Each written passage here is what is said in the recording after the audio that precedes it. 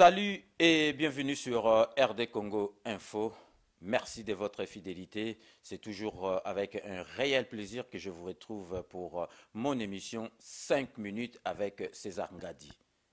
Binomoro Boebi que 5 minutes avec César Ngadi, ça vous prend moins de 5 minutes. Donc, Moutunyo Sotou, Azali na temps ya kolanda émission Oyo, ata Azali kota la image te parce que image ezalaka amoko, azana temps ya ko yoka yango.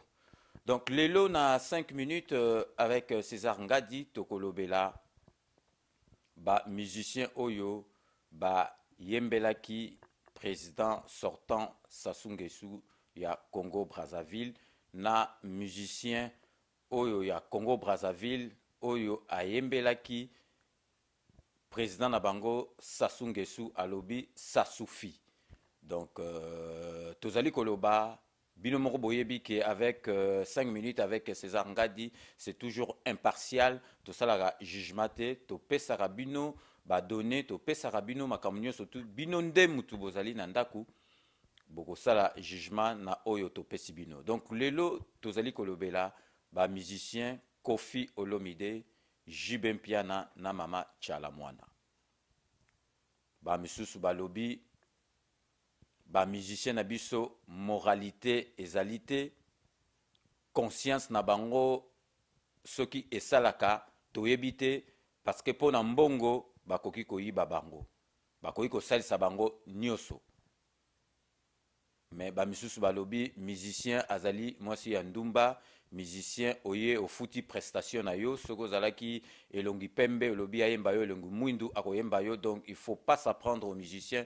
Les musiciens ne font que leur travail.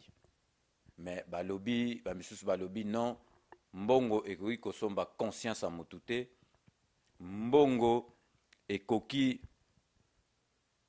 kosalisa mutu n'importe quoi te, parce que ba musicien na biso ya Congo Kinshasa, donc Koffi Olomide, Jibin Piana, mama Chalamwana, ba yebi na Congo Brazzaville ndenge ba bengana ki biso, mais ezali kaka bango ba kei lisusu ko yembela présence Sassou Nguesso oyo aumeli na pouvoir bango pe ba yebi ndenge Sassou Nguesso azwaki pouvoir depuis époque Mobutu lisuba azalaki na pouvoir. Sassou Nguesso amemi masasi alongoli lisuba oyo azalaki voté démocratiquement. Koffi Olomide, mama Chalamwana, Jibin Piana bapesi bango mbongo bakei bayembeli président wana. Bamisusu balobi il faut pas bo s'apprendre na ba musicien wana parce que basali musala na bango bapesi bango mbongo basala prestation oyo bafuteli bango basali musala na bango makambo ya politique etali bango te. Balobi même ba assassin même ba terroriste kutu ba pesaka bango batu ba défendre bango ba avocat, même ceux qui azangi mbongo ba ko pesa ye avocat d'office. Pourquoi musicien aye ko sala musala na ye azali homme politique te azali politicien te ba futi mbongo? Pourquoi pas ayembela muto a futi mbongo?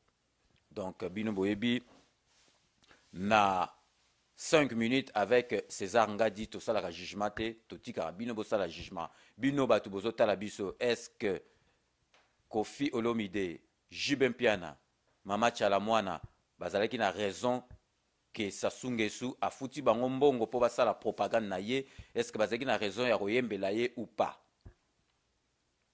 Bino pe batu oyo bozali kotala biso bolobake ata mbongo yango ezali ndenge nini, mais il fallait Koffi Chalamwana, Jibin Piana conscience na bango esala, moralité na bango esala, mbongo ekoki kosomba bango te, bakoki jamais koyembela Sassou Nguesso ndenge baza koloba bango mona Congo Brazzaville ke atika. La preuve tomonaki ke musicien ya Congo Brazzaville ayembeli Sassou Nguesso ke atika pouvoir, ayembeli ye Sassoufi.